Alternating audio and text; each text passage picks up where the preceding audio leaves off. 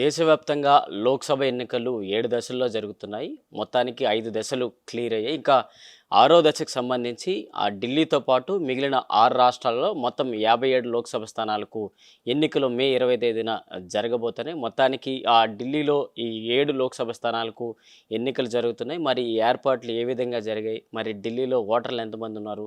ఇలాంటి అంశాలకు సంబంధించి మనతో చెప్పడానికి ప్రధాన ఎన్నికల అధికారి కృష్ణమూర్తి గారు ఇప్పుడు మనతో ఉన్నారు. ఆయన్ని అడిగి మరిన్ని విషయాలు తెలుసుకుందాం.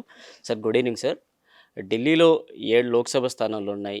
వీటికి ఎటువంటి ఏర్పాట్లు అయితే పూర్తి చేశారు? 7 లోక్సభ స్థానాలకి రేపు 25వ తారీఖున పోలింగ్ జరుగుతున్నది. నార్మల్ అరేంజ్మెంట్స్, ప్రిపరేషన్స్ ఏవైతే ఉంటాయో ఎలక్షన్స్ కోసం అవన్నీ అయిపోయినాయి. Man power, polling personnel, EVM machines, polling station setup అంతా అయిపోయింది కంప్లీట్గా అరేంజ్మెంట్స్. ఈరోజు యాక్చువల్గా పోలింగ్ పర్సనల్ అంతా మెషిన్స్ అవన్నీ కలెక్ట్ చేసుకొని వాళ్ళ పోలింగ్ స్టేషన్స్కి వెళ్ళిపోతున్నారు. సాయంత్రం వరకు అక్కడ చేరుకొని రాత్రి అక్కడే ఉండి ఎర్లీ మార్నింగ్ రేపు పోలింగ్ స్టేషన్ సెటప్ చేస్తారు. 7 గంటల నుంచి పోలింగ్ స్టార్ట్ అయిపోతుంది.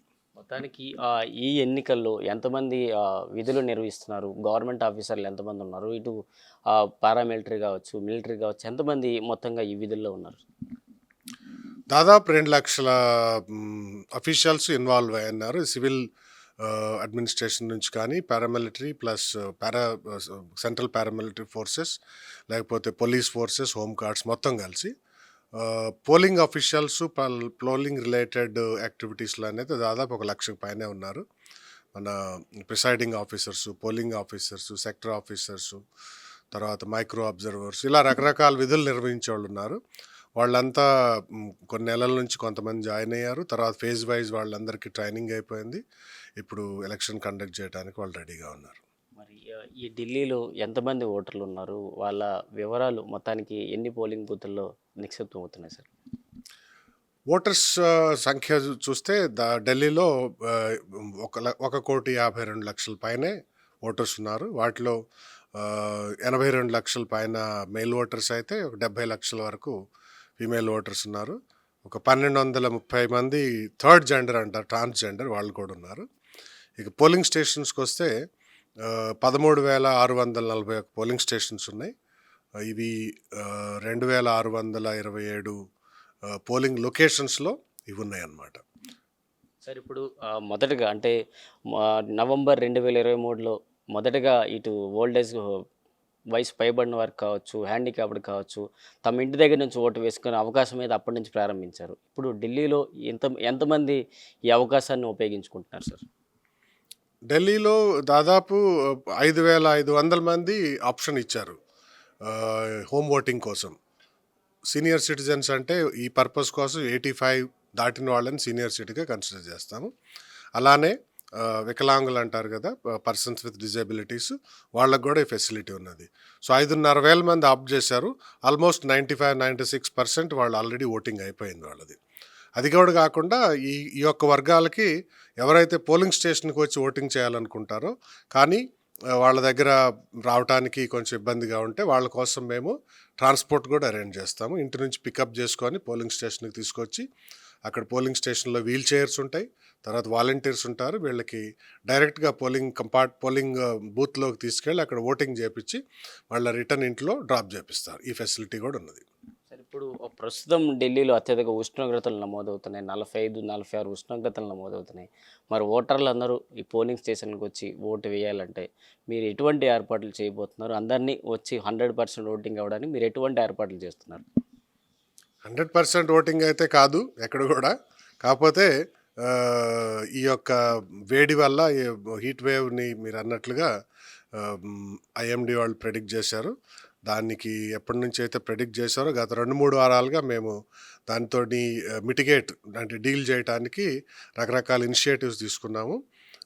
అన్నిటికంటే ఇంపార్టెంట్ మొదటి ఇనిషియేటివ్ ఏంటంటే ప్రతి పోలింగ్ స్టేషన్ లొకేషన్లో కూడా ఒక షేడెడ్ వెయిటింగ్ ఏరియా, షామియానా పెట్టేసి మంచిగా కవర్ చేసేసి ఒక వెయిటింగ్ ఏరియాని పెడతారు.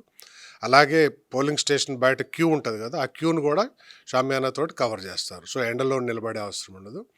దాంతోపాటు ఈ వెయిటింగ్ ఏరియాస్లో ఫస్ట్ టైం మేము కూలర్సు కానీ లేకపోతే మిస్ట్ ఫ్యాన్స్ కానీ పెట్టమని చెప్పేసి అరేంజ్మెంట్స్ చేసిపించాము. దానివల్ల ఏంటంటే కొంచెం రీజనబుల్ టెంపరేచర్ ఉంటుంది. ఆ వెయిటింగ్ ఏరియాలో ఓటర్స్ వచ్చిన వాళ్ళు అక్కడ వెయిట్ చేయగలరు.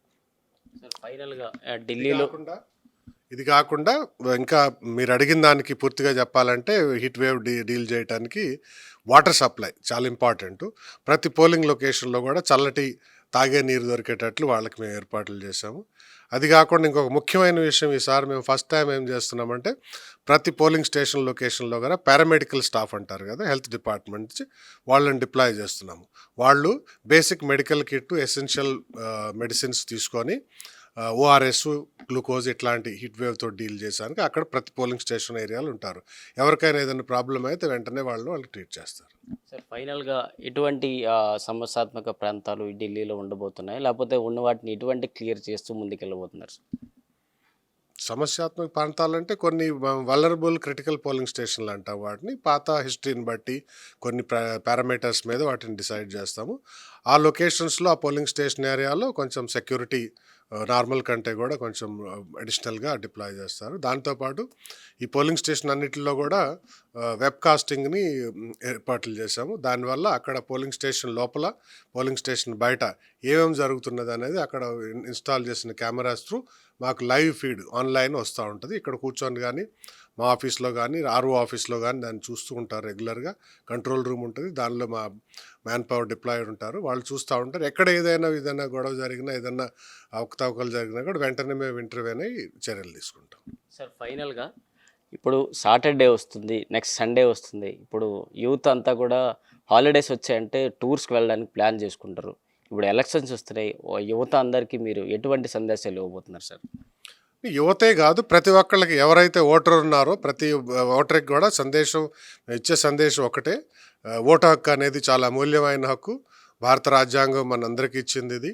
అది 5 ఏళ్ళలో ఒకసారి మనం ఇది వాడుకోవాల్సి వస్తుంది. మిగతా రొటీన్స్ నడుస్తూనే ఉంటాయి. ఎండనే వాననే కూడా మన జీవితం ఆగిపోదు. కానీ ఈ హక్కును చేయాలంటే చాలా ఇంపార్టెంట్ ఇది.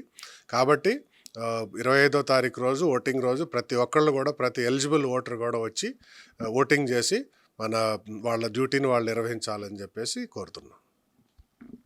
ఇది మొత్తానికి ఢిల్లీలో ఈ 6వ దశలో జరుగుతున్న ఈ 7 లోక్సభ స్థానాలకు సంబంధించి ఎటువంటి ఏర్పాట్లు చేశారో పూర్తిగా ఎన్నికల అధికారి అయితే మనకి వివరించడం అయితే జరిగింది. ఇక ఓటర్లు శని ఆదివారాలు వచ్చాయి, సెలవులు కాకుండా తమ హక్కును వినియోగించుకోవాలంటూ కూడా తెలిపిన పరిస్థితి మనం చూసుకోవాలి. వీడియో జర్నలిస్ట్ కృష్ణతో ప్రశాంత్, ఆంధ్రప్రభ, న్యూఢిల్లీ.